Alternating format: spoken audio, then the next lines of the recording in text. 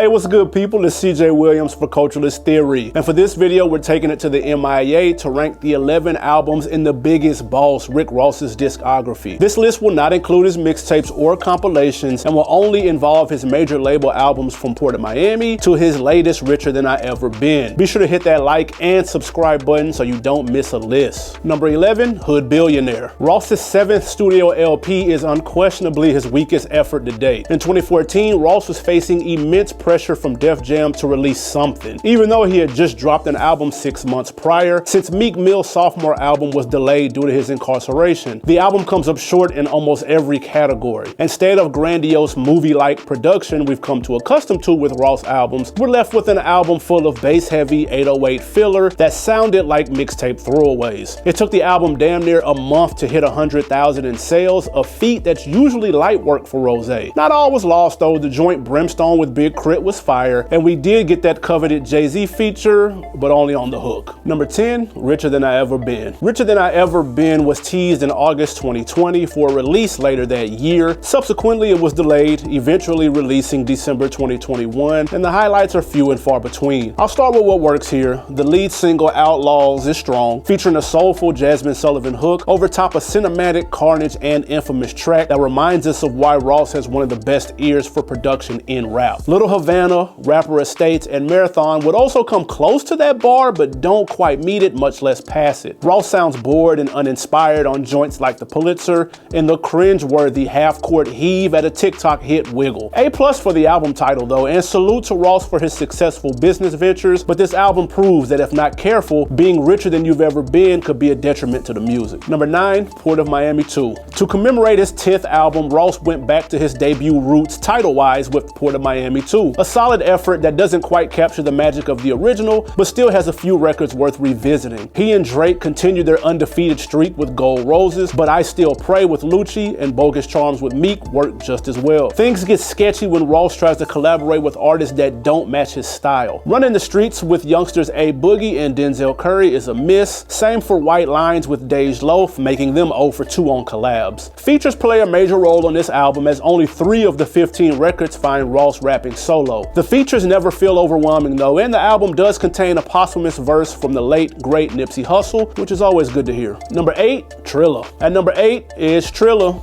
That's right, Trill mixed with, well, okay, you get it. 2 years after his successful debut, Ross was trying his hardest to avoid that dreaded sophomore slump, and he did just that, kinda. Things started off rocky when the lead single, Speeding, featuring R. Kelly, went nowhere fast on the charts and radio. Luckily, he stopped trying so hard and went with The Layup, a T-Pain assisted smash called Boss that not only blew up Billboard and lived on radio, but gave him a new nickname in the process. The Biggest Boss had a few firsts on this album here too. Trilla birthed the Maybach Music series and featured his first collaboration with the production group Justice League, a marriage that would produce several bangers in the future. Number 7, Deeper Than Rap. 2009 was a rough year for the boss. Accusations were flying that Ross used to be a correctional officer, claiming he was rocking a badge before he rocked the stage. Dodging an onslaught from 50 Cent, Ross's death certificate was all but signed. That is until Deeper Than Rap dropped. The first album under his new Maybach Music Group imprint was a career-saving project. Deeper Than Rap found Ross rhyming with purpose, more focused than ever and sporting a new, more precise flow. He even touched on the CO Rumors on Valley of Death, arguably the best song on the album. Despite one too many R&B features, I mean, do we really need Dream, Avery Storm, Robin Thicke, Neo, and John Legend on the same album? That aside, with Deeper Than Rap, Ross avoided becoming the next Ja Rule and lived to see another day. Number 6, Black Market. Black Market saw Rose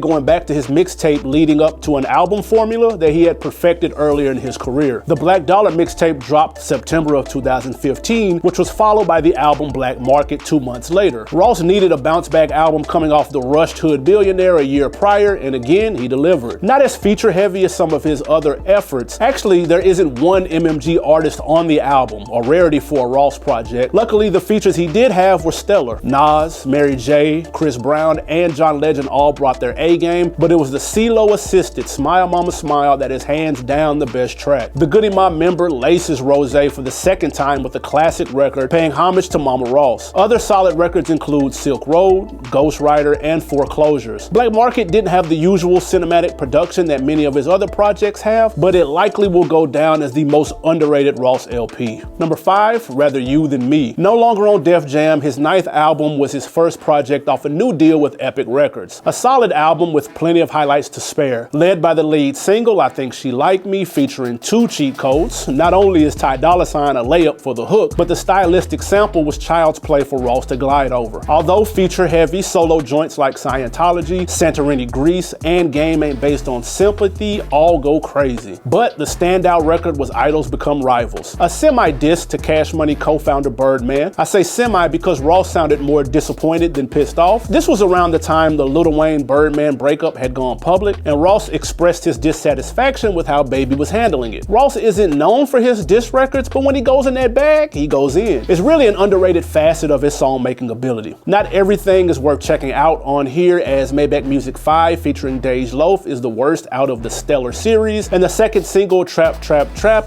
was a forgettable one. Number 4, Port of Miami. Let's take a trip down memory lane, back to 2006, when newcomer Rick Ross ran the summer with his undeniable hit Hustlin'. Powered by that and the follow-up single Push It, the album coasted to 857,000 units sold, a number Ross has yet to surpass with any other album. Originally titled Career Criminal, the album was chock full of drug lord dreams and kingpin fantasies. The man who proclaimed to know the real Noriega carried most of the project solo, with only a few features here and there. Music Service Rhapsody called it one of the best coke rap albums of all time. Not bad for your first time out the gate. Number 3, Mastermind. It seems like whenever Ross's back is against the wall, he's usually prone to deliver something special. Fresh off of dodging bullets in his Maybach and a recent beef with the Gangsta Disciples over the controversial Black Bar Mitzvah mixtape cover, Ross needed a banger in the worst way, and he came through in the clutch. Mastermind had plenty of heat to go around, whether he was tag teaming the A1 production with frequent collaborators Kanye West and Lil Wayne, or flying solo on joints like Richest Gangster or Supreme. Ross sounds comfortable the entire project. He even linked back up with former rival Young Jeezy on War Ready, the first time the two collaborated since the Hustlin' remix. One of the few knocks on the album was the swing and the miss on Nobody featuring a subpar French Montana hook. Ross gets an A for effort on remaking the big classic, but it ultimately falls way short of the original. Not even a superb Diddy rant can save it from mediocrity. Aside from that, and a few mailed-in bars, that Mastermind bangs. Anybody else thinks differently? Tell them the devil is a lie. Number 2,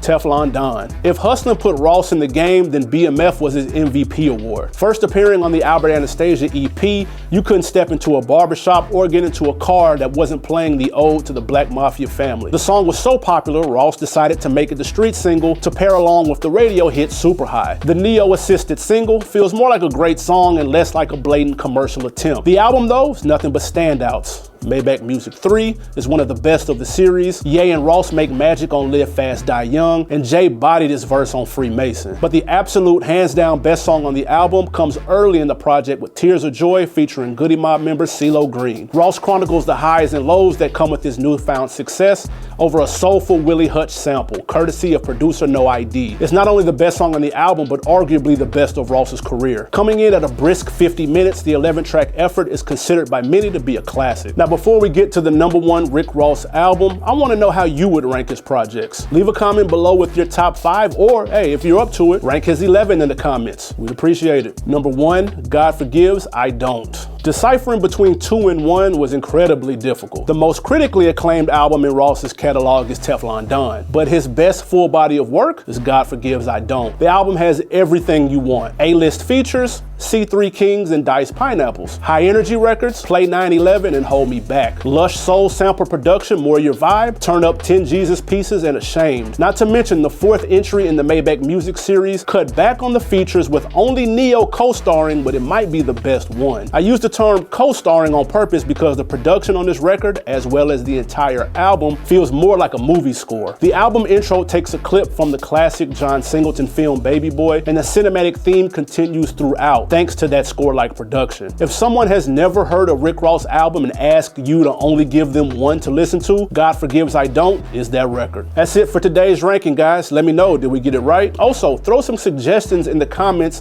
of who we should rank next. Again, I'm CJ Williams for Culturalist Theory. See you next list.